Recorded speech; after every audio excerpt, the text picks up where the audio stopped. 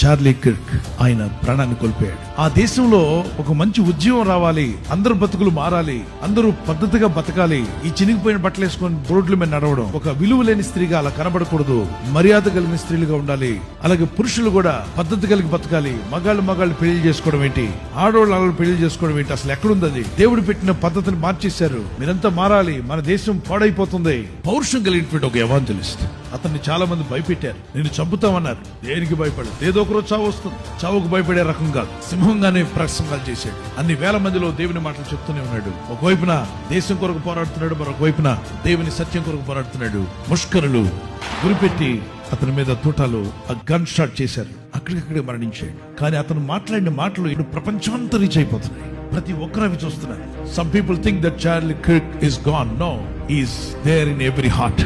కొంతమంది అనుకుంటారు Charlie Kirk అనే వ్యక్తి ఇక లేడి వెళ్ళిపోయాడు అనుకుంటారు. లేదు, ప్రతి ఒక్క హృదయంలో కూడా ఆయన ఉంటాడు. His spirit is with the Lord. ఆయన ఆత్మ ప్రభు వద్ద ఉన్నది. That's why Jesus said, don't be afraid of people. దేహమును చంపవారికి భయపడొద్దు అన్నాడు. శరీరాన్ని మాత్రమే చేయగలరు, కానీ ఆత్మని ఏమి చేయలేరు. అలాంటి వరకు మీరు భయపడనక్కర్లా. Real life of human being starts after the death. మానవుని నిజ జీవితము మరణము తర్వాత ప్రారంభమవుతుంది. So if anybody kills someone, they will face judgment of God. The wrath of God will come upon them. But the person who was killed because of his faith, his spirit reached the paradise and being with the Lord. ఒకవేళ ఎవరైనా విశ్వాసమును బట్టి ఒక వ్యక్తిని చంపినట్లయితే చంపినటువంటి వ్యక్తి పైన దేవుని ఉగ్రత, కోపము, శిక్ష వస్తుంది. చంపబడినటువంటి వ్యక్తి తన యొక్క ఆత్మ దేవుని సన్నిధికి, దేవుని రాజ్యానికి చేరుతుంది. క్రైస్తవుడికి మరణం అంటే భయం లేదు, పెరిగి పందులు కాదు. Jesus was crucified on the cross. యేసు ప్రభువు సిలువ వేయబడ్డారు. He brought deliverance to mankind. మానవాళికి విడుదల తీసుకొచ్చారు. Forgiveness to mankind. మానవాళికి క్షమాపణ ఇచ్చారు. And his disciples, ఆయన శిష్యులు, they died for truth. వారు సత్యము కొరకు ప్రాణం పెట్టారు. Killed for truth. సత్యము కొరకు వారు చంపబడ్డారు. But God is watching. అయితే దేవుడు గమనిస్తున్నాడు.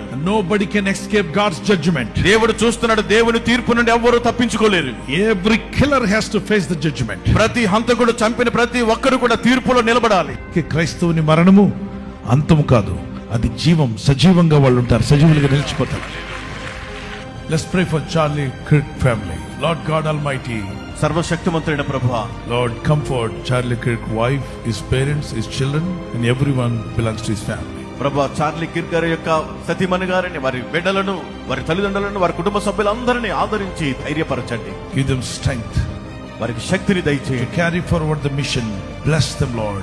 Provide all their needs. In Jesus' mighty name I pray. ఆ పరిచర్యను ముందుకు కొనసాగించే నీ కృపను అనుగ్రహించి వారిని ఆశీర్వదించి వారి ప్రతి అక్కర తీర్చమని యేసు నామములో ప్రార్థించి అడుగుచున్నాము తండ్రి. Amen. ఆమేన్.